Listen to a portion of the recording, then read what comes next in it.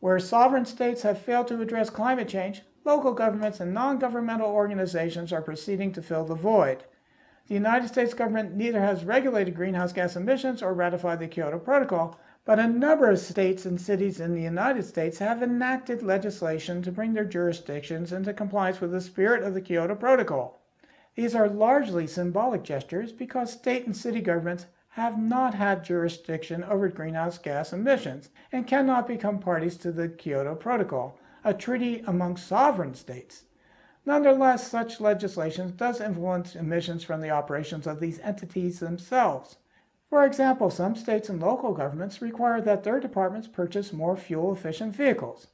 My home state of California emits an equivalent of 134 million metric tons of carbon per year, or 1.8% of the world's total. If California were considered a separate state, it would rank somewhere between 9th and 16th highest in greenhouse gas emissions. In 2006, the California government passed the Global Warming Solutions Act, a law that commits the state to reduce its emissions by 25% by the year 2020. The California Air Resources Board is charged with releasing a scoping plan to achieve the 2020 statewide emissions limit and with implementing the plan. The plan will probably include a cap-and-trade system for emissions. Non-governmental organizations, NGOs, are legally constituted nonprofit organizations. There are roughly 40,000 such organizations working internationally, and about 3% of them focus on environmental issues.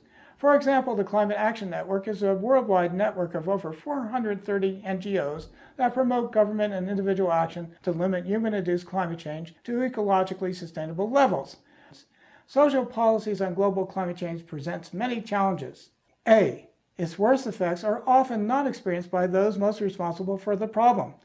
B. The people who are most vulnerable may be almost powerless to influence the problem. C. Its causes and effects are complex and contested.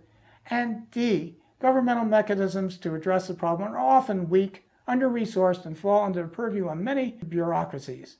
Under such circumstances, NGOs may have a distinct advantage over governments because of their independence and ability to operate across borders, the narrow focus of their support base, and their moral convictions.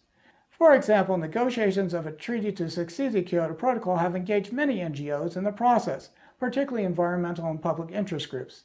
The final video segments examine how NGOs and other public and private institutions have attempted to sway public opinion about global climate change. In summary, number 1, the law of the sea, Montreal and Kyoto treaties differ in history, scope, complexity, national self-interest, fairness, and enforcement. Number 2, Kyoto Protocol deals with climate change, a topic that is huge in scope and highly complex, and the treaty serves the self-interest of few, if any, major world powers. Number 3, local governments and non-governmental organizations are proceeding to address climate change mitigation.